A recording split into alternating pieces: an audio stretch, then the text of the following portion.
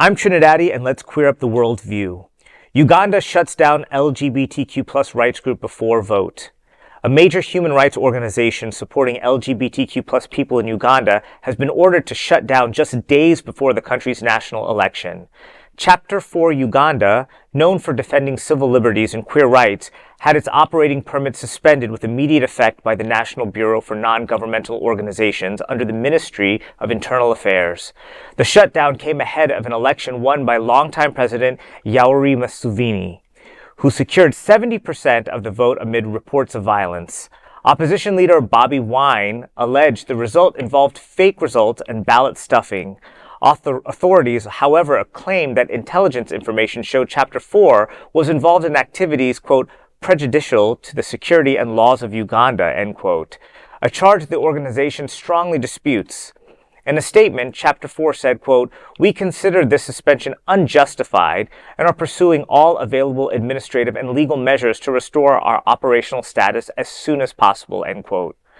The move has sparked alarm among LGBTQ plus advocates, especially as Uganda enforces one of the world's harshest anti-homosexuality acts, including life imprisonment and the death penalty for certain charges.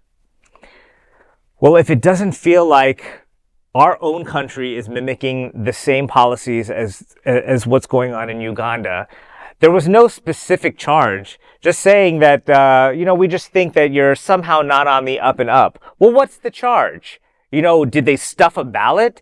What did they do? And I think I feel it so much harder now because of our country and what we're going through. I never thought that the United States would be making these charges like terrorism and for people that obviously with video footage we see is just untrue. Yes. And what is a domestic terrorist? Yeah. Right. It makes me, I think, have more empathy for these other countries because with the other countries, sometimes, I don't know much about Uganda. I've never lived there. I don't have friends from Uganda. That I think, well, maybe it's true. Like, I don't know, but seeing how our fascist regime is going on now, I'm thinking, man, they really are under some discrimination, and as much as hopefully when we get through this in our country, that I need to be more of an advocate for people all around the world of what's going on there. Yeah. They could legally kill people for being gay. Okay. Over there. Hey, they kill people here for being nurses.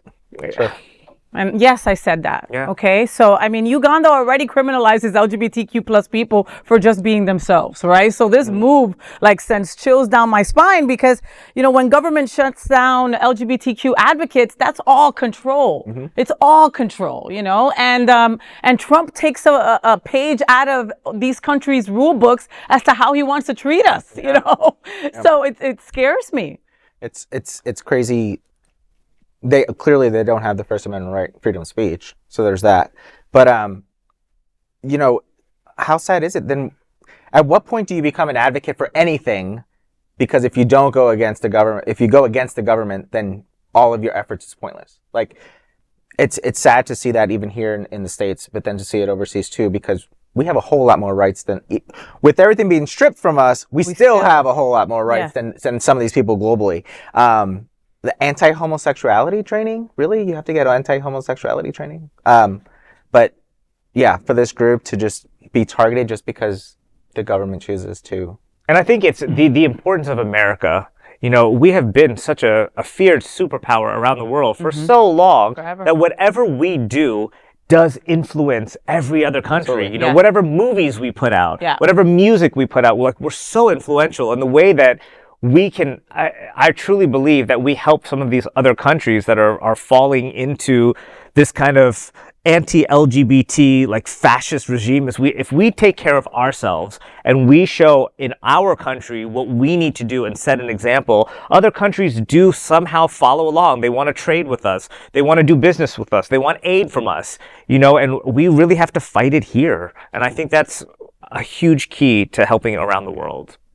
Well, there is no other queer nonprofit media platform like this in the entire world. Support our LGBTQ stories by sharing them and subscribing to Queer News Tonight.